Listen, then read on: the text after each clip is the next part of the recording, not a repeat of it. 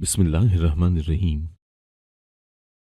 मैंने दूसरी शादी एक बांझ मर्द से की थी ताकि वो मेरी बेटी को कबूल कर ले। मेरा शौहर मेरी बेटी को सगे बाप की तरह प्यार करता, पर एक दिन स्कूल से वापसी पर मेरी बेटी खो गई। मैं तड़पती रही और शौहर बच्ची ढूंढता रहा, पर वो ना मिली और महीनों गुजर गए।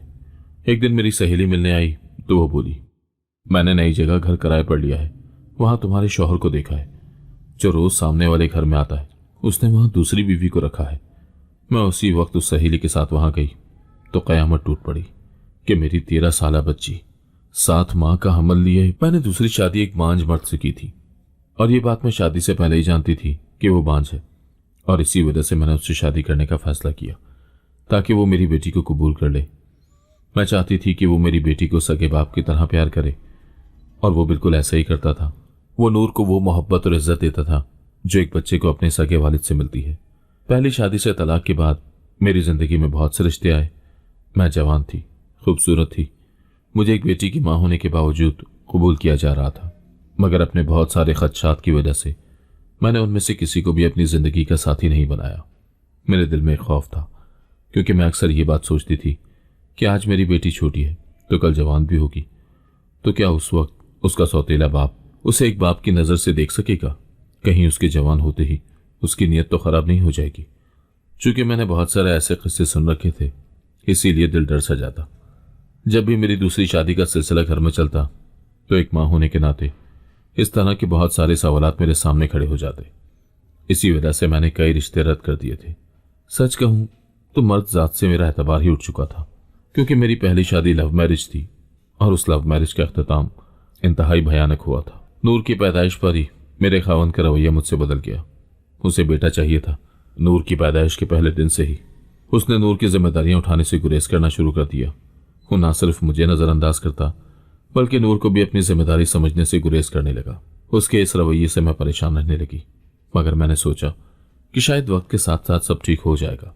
लेकिन वक्त गुजरने के साथ हमारे रिश्ते से मोहब्बत ही निकलने लगी कि जिसकी वजह से हमने लव मैरिज की थी। और फिर मेरी जिंदगी में वो बदनसीब लम्हा आया जब उसने दूसरी औरत की खातिर मुझे तलाक दे दी और नूर को भी मेरे साथ ही रवाना कर दिया कि वो इसे नहीं संभालेगा। मैं खाली हाथ नन्ही सी बच्ची को गोद में उठाए नौकरी की तलाश में मारी मारी फिरने लगी। मोहब्बत के उस अंजाम ने मुझे अंदर से खोखला कर दिया, लेकिन गुलरेज ने हम माँ बेटी की जिंदगी को जिस तरह से अपनी बेलौस मोहब्बत से भर दिया, उस पर मैं बहुत मुतमईन थी और हर वक्त अल्लाह का शुक्र अदा करती थी कि मेरी जिंदगी में गुलरेज जैसा नेक इंसान दाखिल हुआ। गुलरेज से मेरी मुलाकात कपड़े की फैक्ट्री में काम करने के दौरान हुई थी। वो वहां पर शिफ्ट मैनेजर था। आते जाते सलाम दुआ होते होते हमारे दरमियान बातचीत का सिलसिला शुरू हुआ। मैं नूर को वहां साथ लेकर आती थी। वो नूर से वहां पर बहुत प्यार करता, कई बार तो मुझे कामकाज में भी काफी छूट दे देता और हम दोनों का बहुत ख्याल रखता। इस चीज ने मेरे दिल में उसकी कदर बढ़ा दी। जब उसने मुझे शादी के लिए प्रपोज किया तो मैं बिल्कुल हैरान नहीं हुई, क्योंकि मैं उसकी पसंदीदगी को पहले दिन से ही महसूस करने लगी थी, क्योंकि एक औरत मर्द की निगाह को बहुत अच्छे से समझती है। ये मेरा उस वक्त का ख्याल था, जो बाद में एक बहुत बड़े नुकसान के बाद मुझे समझ आया।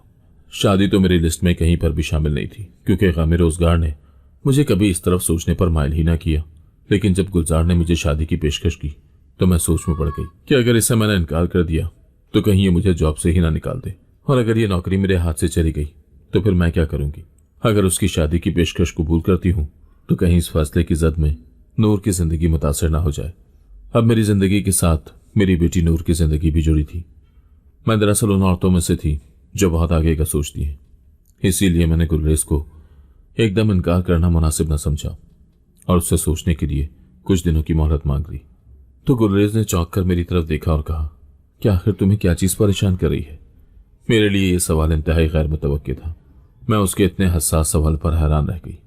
उमूमन मर्द अपनी ख्वाहिश की फौरन तकमील चाहते हैं, इंतजार तो उनकी फितरत में होता ही नहीं है, और वो बहुत जल्द ऐसी मोहलत को अपनी गैरत का मसला भी बना लेते हैं। वो कभी भी सामने वाली औरत के मसाइल को समझने की कोशिश ही नहीं करते। लेकिन गुलरेज ने मेरे चेहरे पर छाई परेशानी को एकदम महसूस करते हुए मुझे रिलैक्स करने की कोशिश की, तो मैंने भी बगैर लगी लपटी रखे उसके सामने अपने वो सवाल रख दिए जो मुझे उसके साथ शादी करने के बाद बुरी तरह से तंग करते। मैंने उसके माजी के बारे में कुछ सवाल पूछे, क्योंकि मेरे दिल में उसके लिए वाज़ेह शुकूक मौजूद थे। लिहाजा मैंने सोचा कि सबसे पहले उन पर खुलकर बात होनी चाहिए। कि आखिर वो इतनी अच्छी पोस्ट पर होने के बावजूद अब तक क्यों कंवारा बैठा है। मेरे इन सवालों पर वो चौंक सा गया और फिर उसने मुझे कहा कि वो एक आज़ाद मंच इंसान रहा, शादी की कभी ख्वाहिश ही नहीं रही, लेकिन जब से तुम्हें अपनी बेटी के साथ स्ट्रगल करते हुए देखा, जिस तरह से तुम इससे प्यार करती हो, इसका ख्याल रखती हो, तो मुझे लगा कि काश मेरा भी कोई ऐसा पार्टनर होता जो मेरा ख्याल रखता। लेकिन फिर मैं अपने नुक्स के बारे में भी बहुत अच्छे से जानता था, इसीलिए मैं शादी से गुरेज ही करता रहा। नुक्स? क्या मतलब? मैंने हैरान होकर उसकी तरफ देखा तो वो एकदम से बोला, मैं बांझ हूं। उसकी ये बात सुनकर तो मुझे ऐसा लगा जैसे मेरे पैरों तले से जमीन ही निकल गई हो। वो मेरे चेहरे की हैरानगी ताड़ गया था, लेकिन बगैर रुके वो बोलता चला गया, मेरे लिए ये मुमकिन ही नहीं है कि मैं किसी औरत को औलाद की खुशी दे सकूं। जाहिर है ऐसे मैरिज कहाँ ज्यादा दिन तक चलती है। शादी के दूसरे माह ही मेरी बीवी बच्चों की ख्वाहिश का जिक्र मेरे सामने छेड़ देती और साल के बाद तो वो मुझे घसीट कर डॉक्टर के पास ले जाती, जहां ज़ाहिर है मेरे टेस्ट होते और सब कुछ सामने आ जाता। तो तुम खुद बताओ, वो तो मुझसे खुला लेने में 1 घंटे का भी सब्र न करती। फिर अपनी रुसवाई का इश्तिहार लगाने की मुझ में हिम्मत भी कहाँ है। खानदान और जानने वालों में मैं कभी भी सर उठाकर जिंदगी नहीं गुजार सकता था, इसीलिए चुपचाप खामोशी के साथ अपनी जिंदगी गुजारता रहा। लेकिन जाने क्यों तुम मुझे एक मुखलिस औरत नजर आई जो यहाँ काम करने वाली दीगर औरतों से बहुत मुख्तलिफ है। कई बार तुम्हारे मुंह से जब ये सुना कि एक ही बच्ची काफ़ी है अगर अच्छे से परवरिश हो जाए तो, और तुम्हारे इसी जुमले ने मुझे तुम्हारी तरफ माइल किया, इसलिए मैं ज़हनी तौर पर तैयार था कि तुम मुझसे इस तरह के सवाल ज़रूर करोगी। तुम्हारे अलावा मैंने ये बात किसी और को कभी नहीं बताई। तुम्हें पूरी ईमानदारी के साथ अपने इस राज में शरीक कर लिया, क्योंकि मैं नहीं चाहता कि हमारे रिश्ते की इब्तिदा किसी झूठ पर हो, या अगर तुम्हें कुछ अरसे के बाद इस हवाले से पता चले तो तुम दुखी हो जाओ। तुम पहले ही बहुत दुखी जिंदगी गुजार रही हो और मैं उसका हिस्सा नहीं बनना चाहता। मेरी तो ये ख्वाहिश है कि मैं तुम्हें और नूर को जिंदगी की वो सब खुशियां दूं जिनसे तुम दोनों महरूम हो। क्या आपको डर नहीं लगा कि अगर मैंने ये सुनकर इनकार कर दिया तो आपका इतना बड़ा राज खुल भी सकता है? हाँ, खदशे का इम्कान तो है, लेकिन मुझे तुम पर अपने से भी ज्यादा एतबार है, क्योंकि मैंने कहा ना, लोगों को परखने का मेरा अपना अंदाज है। मैं ये बात बहुत अच्छे से जानता हूं कि चाहे कुछ भी हो जाए तुम मेरे इस राज से कभी भी पर्दा नहीं उठाओगी। अब फैसला तुम्हारे हाथ में है कि तुम ये सब जानने के बाद आया मेरे साथ जिंदगी गुजारना चाहती हो या नहीं। तुम ये फैसला पूरे दिल से करना। अगर तुम इनकार भी करती हो तो भी मुझे कोई मसला नहीं है, और ना ही इस फैसले का ताल्लुक तुम्हारी जॉब से है। तुम इनकार के बावजूद भी पहले की तरह ही यहां पर जॉब करती रहोगी। इस इनकार से तुम्हारी इज्जत और वक़ार पर कोई हर्फ नहीं आएगा। मेरा तुमसे वादा है। उसकी बात खत्म होने के बाद मैं काफी देर तक खामोश रही कि मेरे पास तो बात करने के लिए कुछ था ही नहीं, लेकिन उसके इस राज को जानने के बाद मैं इस नतीजे पर जरूर पहुंच गई कि वो मुझसे ईमानदार है, वरना मर्द कब इस तरह से अपने राज के बारे में बताते हैं। मैं फैक्ट्री से काम करने के बाद जब घर वापस जाती तो गुरेज की बातों को सोचती रहती। सच तो यह है कि मैं भी एक सिंगल मदर होने के नाते स्ट्रगल कर करके थक चुकी थी। वक्त के साथ साथ मेरी तवानाइयां कम पड़ रही थी। नूर अब 13 साल की हो गई थी और कोई बच्ची नहीं थी। 3-4 साल के बाद उसकी शादी का मरहला भी मेरे कंधों पर था, जो जाहिर है मेरे लिए सब अकेले करना आसान नहीं था। यहां तक मैंने जिंदगी की गाड़ी को जैसे चलाया था वो मेरा दिल ही जानता था, लेकिन गुरेज की बातों ने फिर से उस जज्बे को जगा दिया था जिसे मैंने बड़ी मुश्किलों के साथ थपक थपक कर सुलाया था। मर्द का साथ एक औरत को हमेशा चाहिए होता है। यकीन कीजिए कि तलाक के बाद भी एक औरत की ख्वाहिश मर्द ही रहता है, लेकिन मैंने अपनी इस ख्वाहिश को बड़ी मुश्किल से दबाया था। लेकिन गुरेज के प्रपोजल ने उस ख्वाहिश को फिर से मेरे सामने मुंह जोर करके रख दिया था। आखिरकार मैंने सोचा कि मुझे गुरेज से शादी के लिए हाँ कर देनी चाहिए। मैंने गुरेज को उसकी बीमारी के बावजूद अपनी जिंदगी में शामिल इसीलिए किया कि वो मेरे लिए एक अच्छा शौहर और मेरी बेटी के लिए एक बेहतरीन वालिद का किरदार अदा करने की सलाहियत रखता है। और आने वाले वक्त ने साबित किया कि गुरेज से शादी मेरी जिंदगी का बेहतरीन फैसला थी। लेकिन सच में मेरे लिए यह फैसला आसान नहीं था। इसके बावजूद मुझे यह फैसला लेना पड़ा, क्योंकि जानती थी कि एक दिन मेरी बेटी की शादी का मरहला भी सामने आने वाला है। हर एक तलाक याफ्ता औरत की बेटी के लिए रिश्ते इतने आसान नहीं हैं। पहला सवाल ही बाप के बारे में होगा तो मैं किस किस को अपने किरदार की गवाहियां देती फिरूंगी। और सच तो यह है कि तलाक याफ्ता औरत के लिए हमारे माशरे में बस यही सोचा जाता है कि जरूर इसके अंदर कोई खामी होगी तभी इसे तलाक हुई। कोई भी मर्द के किरदार पर जल्दी से उंगली नहीं उठाता। इसीलिए नूर की शादी के मरहले पर एक ऐसे मजबूत मर्द का होना बहुत जरूरी है जो उसे बाप की शफकत के साए में अगले घर रुखसत कर सके। लिहाजा मुझे गुरेज की मोहब्बत और नेक नियति को सामने रखते हुए ये फैसला लेने में जरा मुश्किल पेश न आई। मैं जानती थी कि वो मेरी बेटी को अपने दिल से कबूल कर चुका है और उसका बिल्कुल बेटी की तरह ही ख्याल रखेगा। वो मेरे लिए एक ऐसा साथी साबित होगा जो मेरी जिंदगी के तमाम दुखों में मेरा साथ देगा। और फिर गुलरेज अपने बांझपन के साथ मेरी जिंदगी में शामिल हो गया। उसके बाद हर गुजरते दिन मुझे ये एहसास हुआ कि मेरा ये फैसला गलत नहीं था। मैं अपनी दूसरी शादी को लेकर परेशान भी थी, क्योंकि शादी से पहले बहुत वादे और पैमान कोई भी मर्द बआसानी कर लेता है, लेकिन जब साथ रहते हैं तो पता चलता है और अगले का किरदार भी खुलता है। लेकिन गुलरेज अपने नाम की तरह हमारी जिंदगियों में खूबसूरत रंग भरता चला गया। वो अच्छा कमाता था, इसलिए उसने मुझे नौकरी करने से मना कर दिया। जब भी पहली को तनख्वाह मिलती वो सारी की सारी तनख्वाह लाकर मेरे हाथ में रख देता। मैं इस बात पर इतना शुक्र अदा करती कि कई बार मेरे आंसू निकल आते। मैं उस घर की सियाह सफेद की मालिक गुलरेज की वजह से बन गई थी। मैं बहुत किफायत शुआरी से घर का निजाम चला रही थी, लेकिन अगर कभी नूर किसी बात की फरमाइश करती तो मेरे इनकार पर गुलरेज बाकायदा मुझसे लड़ पड़ता और फिर फौरन नूर की फरमाइश पूरी कर डालता। वो मेरी बेटी के साथ ऐसा सलूक करता जैसे वो उसकी अपनी बेटी हो। नूर भी उसके साथ बहुत खुश थी। वो उसके साथ हंसती खेलती और उनके दरमियान एक ऐसा रिश्ता कायम हो गया जो खून के रिश्ते से बढ़कर था। मेरी जिंदगी में सुकून वापस आ चुका था। नूर का स्कूल करीबी था। रोजाना गुलरेज उसे स्कूल छोड़ने और वापस लाने जाता था। वो इस जिम्मेदारी को हमेशा खुशी से निभाता और मैं मुतमईन रहती कि नूर एक महफूज माहौल में है। गुलरेज के साथ मेरी जिंदगी में एक खूबसूरत बहार आ गई। उसने अपनी जिंदगी में हमें इतनी मोहब्बत और सुकून दिया कि मेरा हर बात पर अल्लाह का शुक्र अदा करने का दिल करता था। सब कुछ ठीक चल रहा था, लेकिन शायद किस्मत को यह सुकून मंजूर न था। एक दिन मामूल के मुताबिक नूर स्कूल गई, मगर मुकर्ररा वक्त पर घर वापस न आई। 3 बज चुके थे और नूर का कुछ पता न था। मेरे दिल में बेचैनी की एक लहर दौड़ गई। नूर हमेशा वक्त की पाबंद रहती थी। वो मैट्रिक में थी और आमतौर पर स्कूल से 2 बजे छुट्टी हो जाती थी। आज छुट्टी हुए भी 1 घंटा गुजर चुका था और चूंकि स्कूल घर से ज्यादा दूर नहीं था तो वो हर रोज जल्दी पहुंच जाती थी। लेकिन आज ना तो दरवाजे की घंटी बज रही थी और ना ही उसकी चहकदार आवाज अम्मी मैं आ गई हूं गूंज रही थी। मेरा दिल एकदम धड़कने लगा। मैंने घड़ी की तरफ देखा और फिर दरवाजे की तरफ।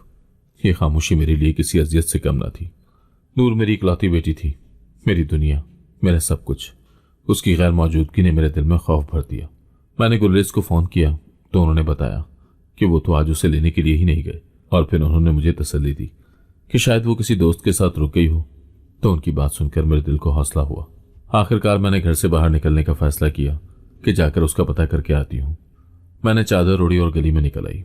बाहर बच्चे खेल रहे थे, कुछ मदरसे जाने के लिए तैयार हो रहे थे और चंद बुजुर्ग अपनी शाम की चहलकदमी के लिए निकले हुए थे, लेकिन नूर उनमें कहीं नजर नहीं आ रही थी।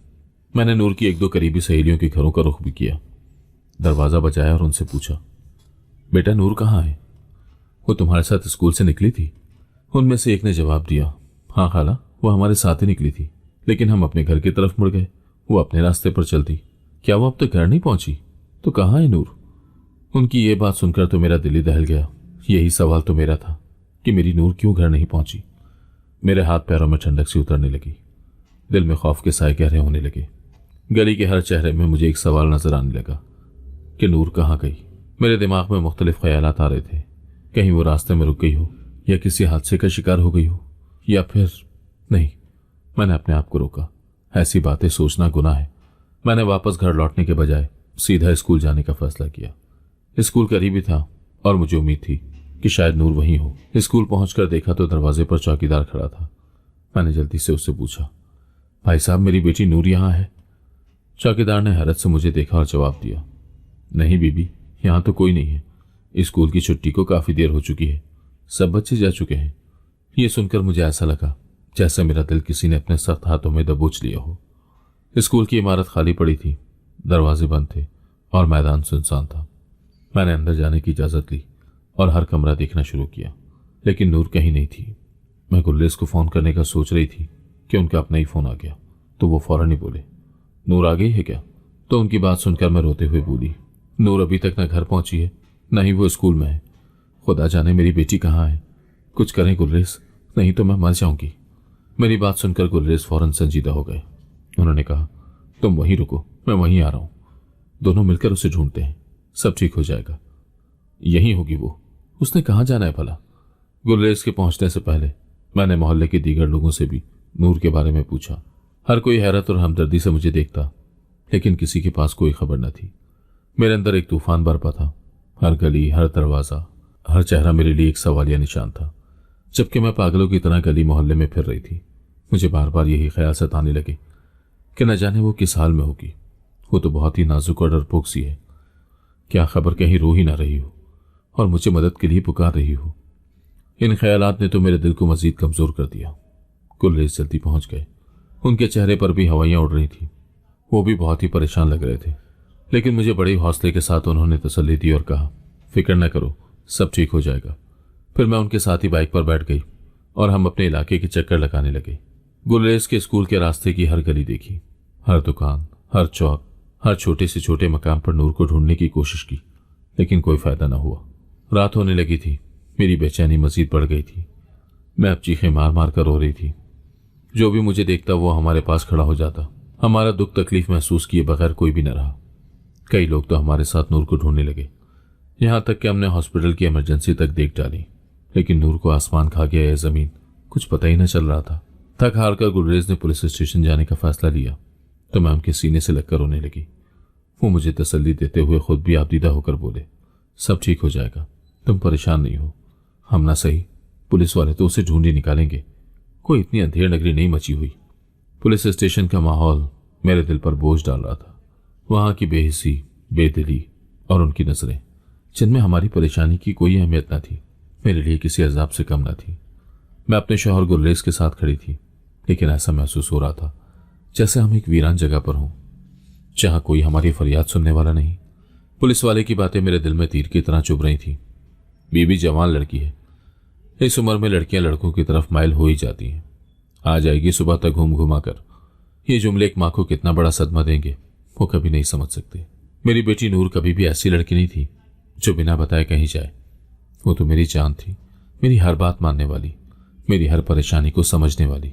जब उस पुलिस वाले ने इन अल्फाज के साथ एक अजीब सी मुस्कुराहट अपने चेहरे पर सजाई तो मेरे दिल में एक तूफान उठा। दिल चाहा कि उसकी वो मुस्कुराहट नोच डालूं, उसके दिल को झंझोड़ कर कहूं, क्या तुम्हारे पास कोई दिल नहीं है? क्या तुम्हें खुदा का खौफ नहीं आता? एक माँ अपनी बेटी के लिए तड़प रही है और तुम मजे ले रहे हो। मैंने रोते हुए फरियाद की, आपको खुदा का वास्ता है, मेरी बेटी की रिपोर्ट तो दर्ज करो, वो कहीं ना कहीं आपकी मुंतजिर होगी।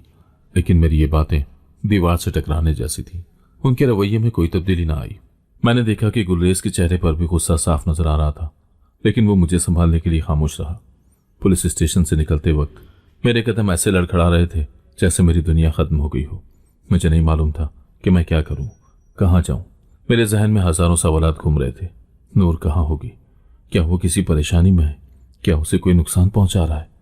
ये ख्यालात मेरे दिल को चीर रहे थे और हर लम्हा मेरी सांसें तेज हो रही थी। घर पहुंचकर मैं सोफे पर गिर पड़ी। मेरी आंखों से आंसू थमने का नाम नहीं ले रहे थे।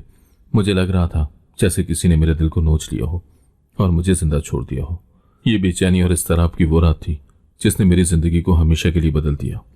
मैं नहीं जानती थी कि कल क्या होने वाला है, लेकिन मेरा दिल ये महसूस कर रहा था कि एक तूफान मेरे करीब आ रहा है। उस रात मैं एक लम्हे के लिए भी सो न सकी। मुझे ऐसा लगता था कि जैसे मेरा जिस्म बेजान हो गया हो।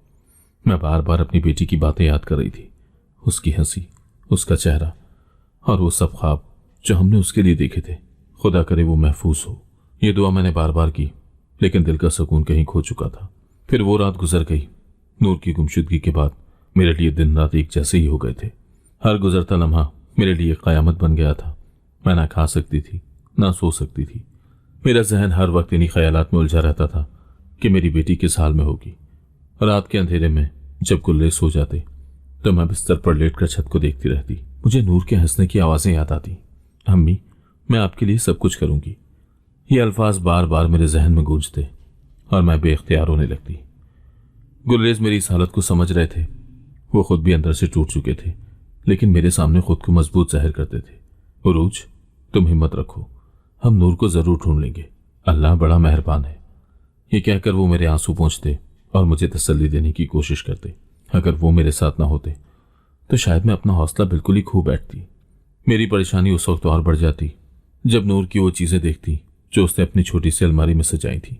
उसकी किताबें, उसके कपड़े और वो पुरानी गुड़िया जो वो अब भी अपने बिस्तर के पास रखती थी। हर चीज मेरे दिल को चीर देती। कई बार मैं उसके कमरे में जाकर बैठ जाती और सोचती कि नूर तुम कहाँ हो, मेरी जान, तुम्हें मेरी याद नहीं आती।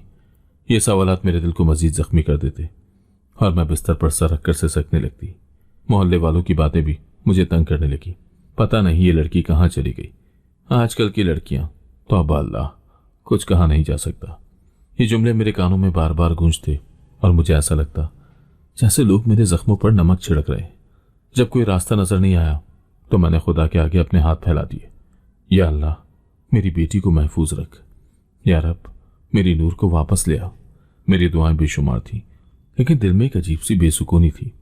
हर लम्हा यही सोचती थी कि शायद खुदा मेरी सुन रहा हो, लेकिन कब? ये दिन और रात मेरे लिए किसी इम्तहान से कम न थे। मैंने अपनी पूरी जिंदगी में कभी इतनी बेबसी और लाचारी महसूस नहीं की थी। नूर मेरी जिंदगी की रोशनी थी, उसके बगैर सब कुछ अंधेरा लग रहा था। ये दर्द, ये बेचैनी, ये इंतजार मेरे वजूद को खोखला कर रहे थे। मैंने कभी सोचा भी ना था कि मेरी जिंदगी में ऐसा वक्त आएगा जब मैं अपनी बेटी के बारे में कुछ भी जान ना सकूंगी। लेकिन मेरे दिल के एक कोने में एक उम्मीद की छोटी सी शमा चल रही थी। मैं जानती थी कि मुझे नूर मिल जाएगी, लेकिन मुझे नूर ना मिली। यह और बात है कि मुझे मौत भी ना आई। मैं जिंदा लाश थी। अब फिर महीनों गुजर गए। एक दिन मेरी सहेली मुझसे मिलने आई। वो कपड़े की फैक्ट्री में मेरी कुलीग थी, लेकिन वो बेहद परेशान दिखाई दी और बार बार मोहतात नजरों से इधर उधर देखती। मैं उसका ये अंदाज देखकर कुछ बेचैन सी हो गई। उसे लेकर कमरे में आई तो उसने मुझसे कहा, मैंने तुम्हें एक बहुत ही राजदारी की बात बतानी है, तो मुझे ये बताओ कि इस वक्त गुलरेज भाई कहाँ हैं? तो मैंने उसे कहा, गुलरेज घर पर नहीं है, तुम इत्मीनान से बैठो, मैं तुम्हारे लिए चाय बना कर लाती हूँ। तो उसने मेरा हाथ पकड़ लिया और कहा, मैं यहाँ चाय पीने नहीं आई, तुम्हें एक बात से आगाह करने आई हूँ। क्या तुम लोग किसी किराए के घर में शिफ्ट हो गए हो? तो मैं हैरानगी से उसकी तरफ देखने लगी। हमें क्या जरूरत है किसी किराए के घर में शिफ्ट होने की? गुलरेज भाई कब आते हैं? उसने अजीब से अंदाज में पूछा।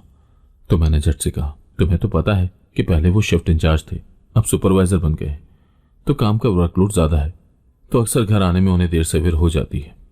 वो मेरी बात सुनकर बिल्कुल भी मुतमईन ना हुई और मोहतात अंदाज में मेरे करीब आकर बैठ गई। फिर मेरे कान में सरगोशी करते हुए बोली, मैंने नई जगह घर किराए पर लिया है, वहां मैंने गुलरेज भाई को देखा है। उन्होंने भी उसी गली में एक घर किराए पर ले रखा है। मुझे लगा कि वो तुम्हें लेकर यहां शिफ्ट हुए हैं, तो मैं उनके घर गई। बहुत दस्तक दी, मगर अंदर से किसी ने भी दरवाजा नहीं खोला। तो मुझे बड़ी हैरत हुई। और फिर वो घर जिस मालिक मकान का है, खैर से वो हमारी भी मालिक मकान है।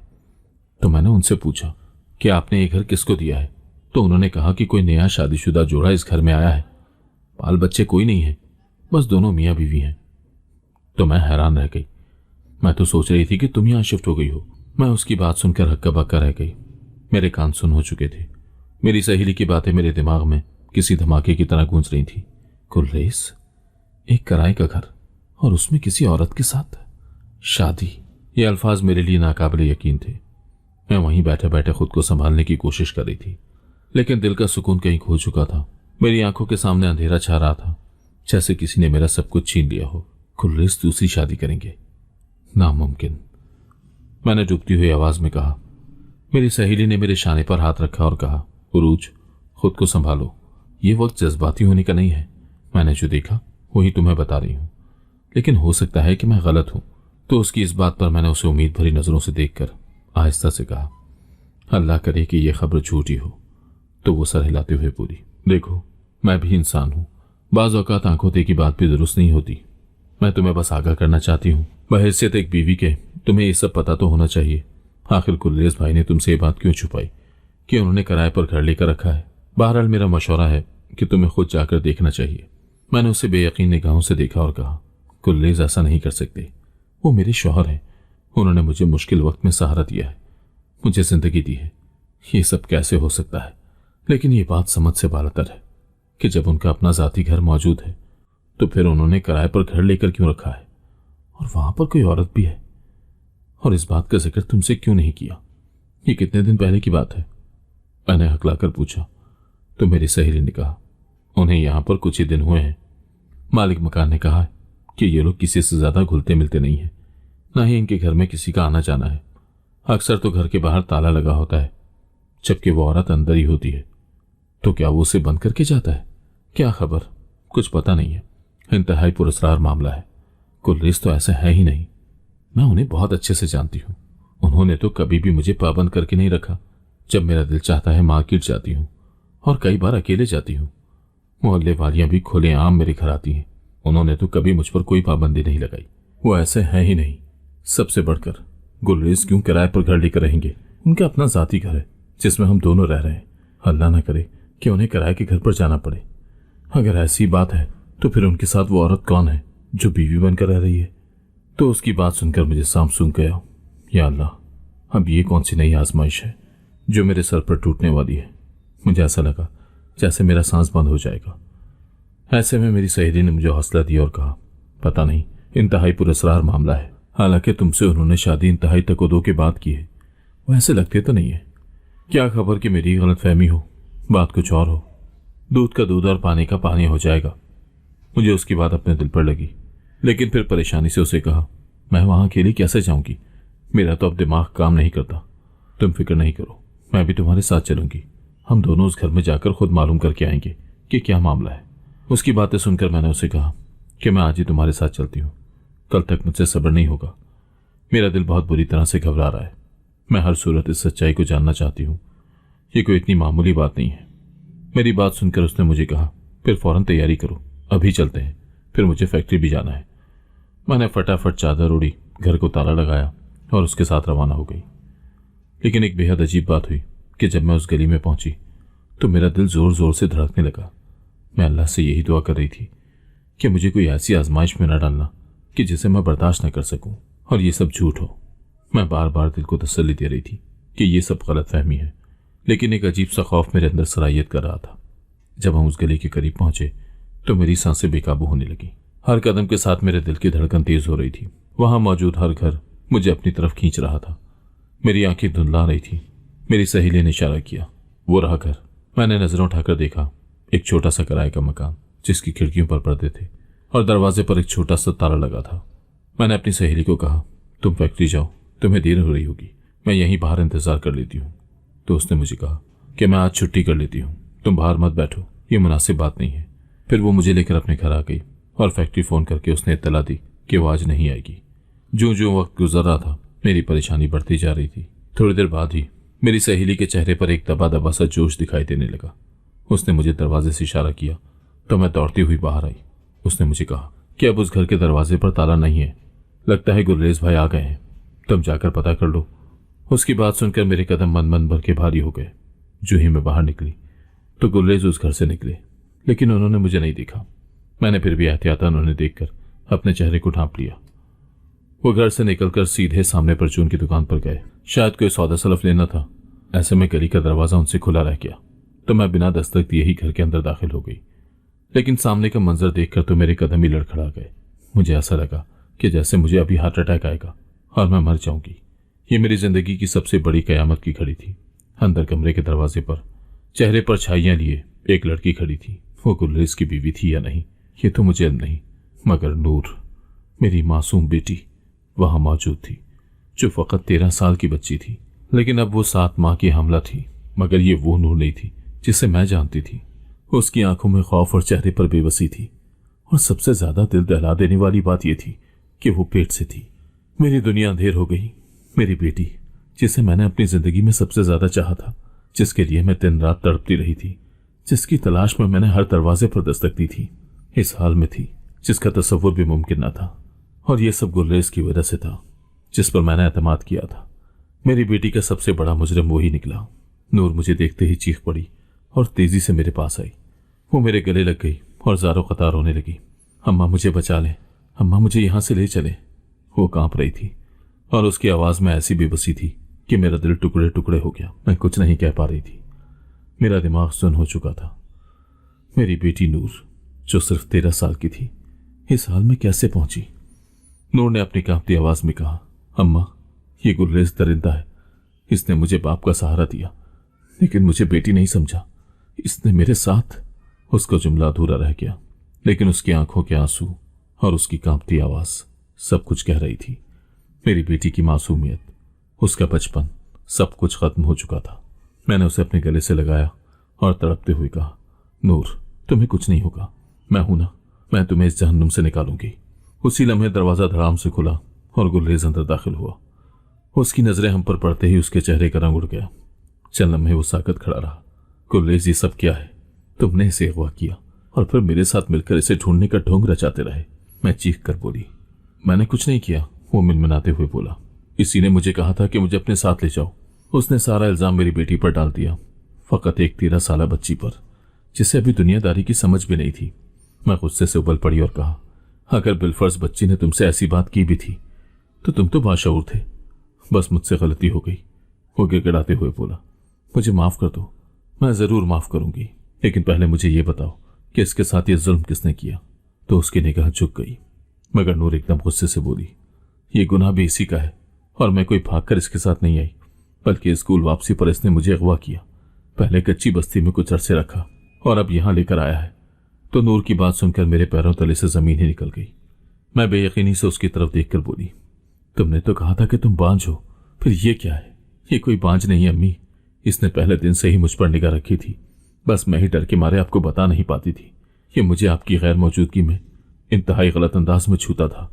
मैं जब इसे मना करती तो मुझे ये कहता था कि खबरदार, अम्मी को बताया तो, वरना तुम्हारी अम्मी को जान से मार डालूंगा। तो उसकी ये बातें सुनकर मैं डर जाती थी, इसीलिए आपको कभी बता नहीं पाई। मैंने चीख कर गुलरेज से कहा, मेरी नाक तले ये सब होता रहा और मैं कितनी बदबख्त औरत थी कि कुछ न समझ सकी। तुमने इतना बड़ा झूठ अपने बारे में बोलकर मुझसे शादी की, यानी पहले दिन से ही तुम्हारी नजर मेरी बेटी पर थी। तुम ये बात तो अच्छी तरह से जान गए थे कि तुम्हारी शादी कभी भी मेरी बेटी के साथ नहीं हो सकती। इसीलिए मेरी बेटी तक पहुंचने के लिए तुमने मुझे इस्तेमाल किया।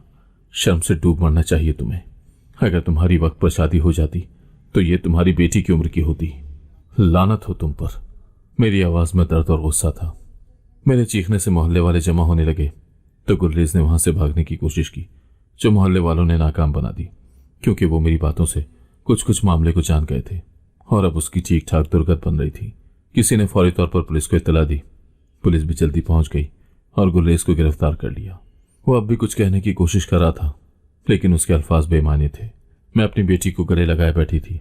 उसकी हालत देखकर मेरा दिल खून के आंसू रो रहा था। गुलरेज को सजा मिलेगी ये मैं जानती थी, लेकिन उसने जो मेरी बेटी से छीना वो कोई भी सजा वापस नहीं ला सकती थी। नूर मेरे सीने से लगी रो रही थी और मैं उसके सर पर हाथ फेरते हुए खुद को संभालने की कोशिश कर रही थी, लेकिन मेरे दिल में सिर्फ एक सवाल था, आखिर ये सब मेरे साथ ही क्यों हुआ? अपनी ये दुख भरी कहानी सुनाने का मकसद फकत यह है कि अगर आपकी बेटी है तो दूसरी शादी ना करें, लेकिन अगर नागुज़ीर है तो सौतेले बाप पर एतबार न करें। अगर आपको आज की कहानी पसंद आई है तो वीडियो को जरूर लाइक कीजिएगा और अपने दोस्तों के साथ भी शेयर कीजिएगा। और हाँ, अगर आपने अभी तक हमारा चैनल सब्सक्राइब नहीं किया तो जरूर सब्सक्राइब करें। मिलते हैं कल एक नई और दिलचस्प कहानी के साथ। अल्लाह हाफिज।